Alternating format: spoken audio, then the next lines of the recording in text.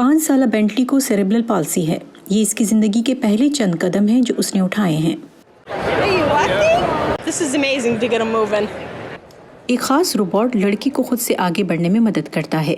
इसके सेंसर्स मरकजी मैकेनिज्म के साथ बेंटली की टांगों के साथ लगे हुए हैं, जबकि बेंटली काफी हद तक चलने के फ्रेम पर इन्हिसार करते हैं।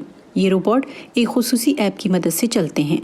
ये सिस्टम 2 दोस्तों मनमीत मग्गू और राहुल उदासी ने मिलकर बनाया है। मनमीत ने इस प्रोजेक्ट पर ज़ाती तजर्बात के बाद काम शुरू किया, जब उन्हें ये मालूम हुआ कि उनके भतीजे को सेरेब्रल पाल्सी है। My nephew Pranit has cerebral palsy. मेरे भतीजे प्रणीत को सर्वरल पॉलिसी है, वो चल फिर नहीं सकेगा। हमने जब इस पर गौर किया तो पता चला कि ना चलने के सेहत पर कितने बुरे असरात पड़ते हैं। हम इस सूरत हाल को बदलना चाहते थे, लेकिन जब हमें कोई हल ना मिला तो हमने फैसला किया कि हम खुद उसके लिए एक डिवाइस बनाएंगे। एक्सोस्केलेटन को बनाने में कई साल लगे, लेकिन जब उन्होंने अपने भतीजे को पहली बार कदम उठाते देखा तो उन्हें मालूम हुआ कि वो जीत गए हैं।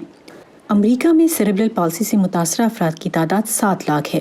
जब इन नौजवानों की ये नई ईजाद मार्केट में मुतारिफ की गई तो हज़ारों माँ बाप इस उम्मीद में लाइन में लग गए कि उनके बच्चे अब चल फिर सकेंगे। The device can be purchased. ये डिवाइस $29,000 में खरीदी जा सकती है या फिर $1,000 फी महीना पर लीज की जा सकती है। हमने ये 11 माह के बच्चे से लेकर ज़्यादा से ज़्यादा 25 साल की उम्र के शख्स को इस्तेमाल करवाई है। बहुत सौ के लिए ये रोबोटिक सपोर्ट हकीकी मायनों में एक मौजज़ा है। It's an incredible feeling. ये एक हैरत अंगेज एहसास है। बहुत अच्छा महसूस हो रहा है। उठकर सबको आंखों से आंखें मिलाकर देखना बहुत अच्छा लग रहा है। आपको इसकी कमी महसूस होती है। होलियो कारो को 10 साल पहले काम करने के दौरान कमर में शदीद चोट लगी थी और वो कई सालों से व्हीलचेयर पर थे, जब तक उन्हें एक्सोस्केलेटन नहीं मिली।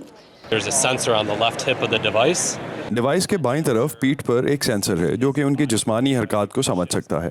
लिहाजा जब उनका वजन बाईं तरफ पड़ता है तो उनका दायां कदम उठता है, और जब वजन दाएं तरफ शिफ्ट हो जाता है तो वो बायां कदम उठाते हैं। अमेरिका में इंश्योरेंस की मदद से ऐसे आलात हासिल करना मुमकिन है। इसकी कीमत एक्सोस्केलेटन की पेचीदगी पर मुनस्सिर है।